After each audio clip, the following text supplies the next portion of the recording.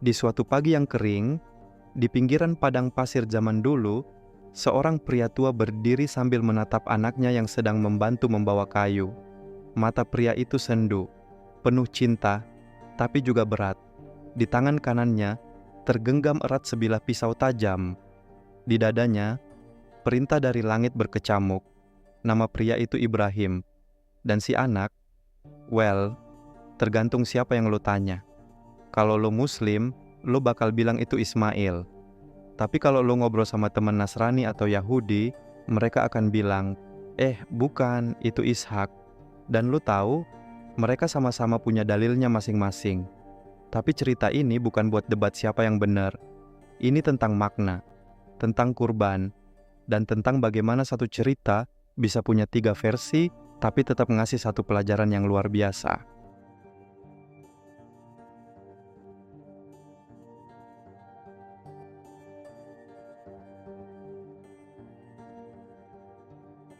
Bayangin lo Ibrahim, udah tua, baru dapat anak setelah bertahun-tahun nunggu.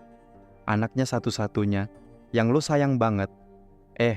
Tiba-tiba Tuhan nyuruh buat mengorbankan anak itu sebagai bukti taat. Berat gak tuh? Tapi gila sih, Ibrahim ini nurut aja. Bukan karena dia kejam, tapi karena dia ngerasa Tuhan tahu yang terbaik. Dan lebih ajaibnya lagi, si anak juga setuju. Kalau itu perintah Tuhan, ayah, lakukanlah. Gitu kira-kira kata si anak. Pas momen pisau hampir nyentuh leher, datanglah suara dari langit. Stop, lo udah lulus ujian. Lalu, seekor domba muncul sebagai ganti. Anak selamat, dan dunia berubah selamanya.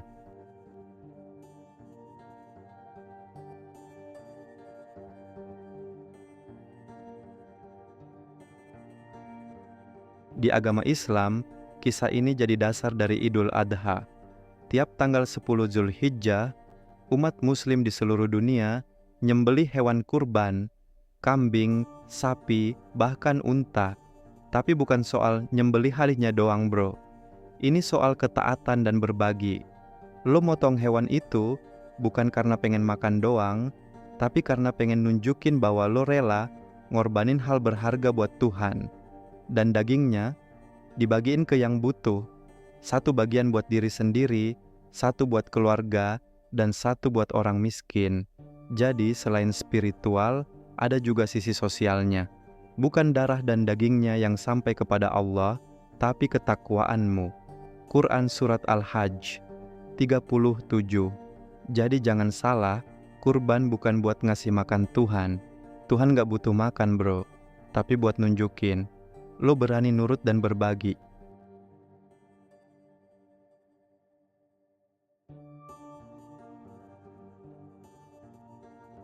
Sekarang kita lompat ke dunia Yahudi.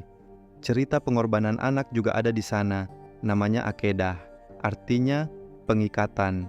Di versi ini, anak yang dikorbankan adalah Ishak, bukan Ismail. Tapi menariknya, di agama Yahudi modern, penyembelihan hewan nggak lagi dilakukan sebagai ibadah harian atau tahunan. Dulu sih iya, waktu masih ada bait suci di Yerusalem. Tapi setelah bait itu hancur, nggak ada lagi kurban fisik. Semua jadi simbolik. Pas perayaan Rosh Hashanah, tahun baru Yahudi, mereka baca ulang kisah ini. Bukan buat motong hewan, tapi buat nginget perjuangan iman dan perjanjian Tuhan dengan bangsa mereka. Jadi buat mereka, kisah ini bukan tentang domba, tapi tentang komitmen. Bahwa Tuhan gak pengen pengorbanan manusia, tapi pengorbanan ego dan kesombongan.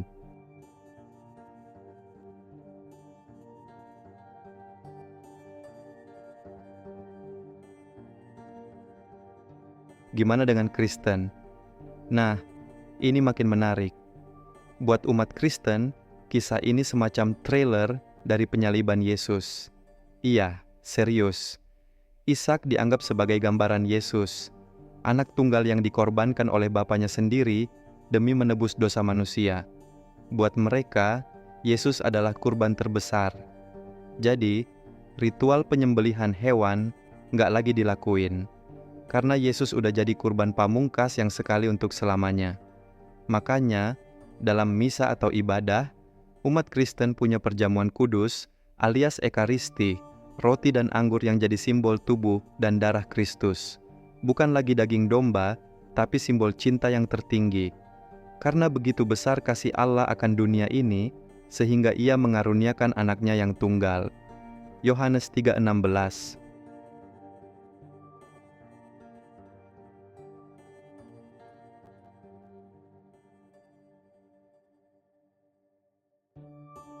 Nah, sekarang kita lihat sisi uniknya. Islam ngajarin lo buat rela ngorbanin yang lo sayang demi Tuhan, dan jangan lupa berbagi. Yahudi ngajarin lo buat ngeliat kisah ini sebagai pelajaran sejarah dan hubungan perjanjian dengan Tuhan. Kristen ngajarin lo bahwa Tuhan udah ngorbanin anaknya buat lo, dan lo tinggal hidup dalam kasih dan iman. Kurang relevan di zaman sekarang, justru makin penting. Sekarang kita hidup di era di mana banyak orang susah banget ngelepas genggaman. Entah itu soal harta, ego, gengsi, bahkan HP. Cerita kurban ini justru makin relevan, karena esensi dari kurban itu adalah melepaskan apa yang lo genggam erat demi sesuatu yang lebih besar. Entah itu pengampunan, keikhlasan, atau cinta yang gak bersyarat. Kurban gak selalu. Soal daging, gak semua orang bisa beli kambing, tapi semua orang bisa berkurban. Dalam bentuk, waktu buat bantu temen, ego yang lo turunin demi damai, duit jajan yang lo sisihin buat donasi. Kurban bukan tentang ukuran hewan, tapi seberapa besar lo rela ngelepasin sesuatu karena iman dan kasih.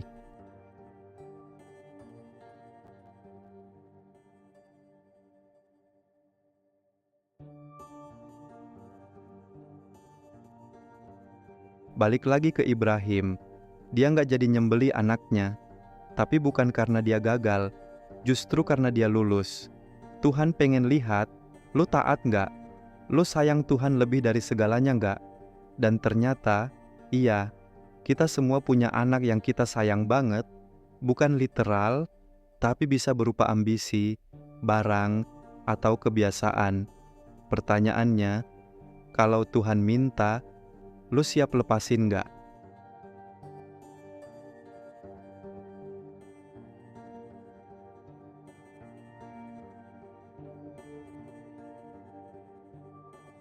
Cerita ini diceritain di masjid, di gereja, dan di sinagoga. 3 tempat ibadah, 3 versi cerita, tapi satu pesan universal.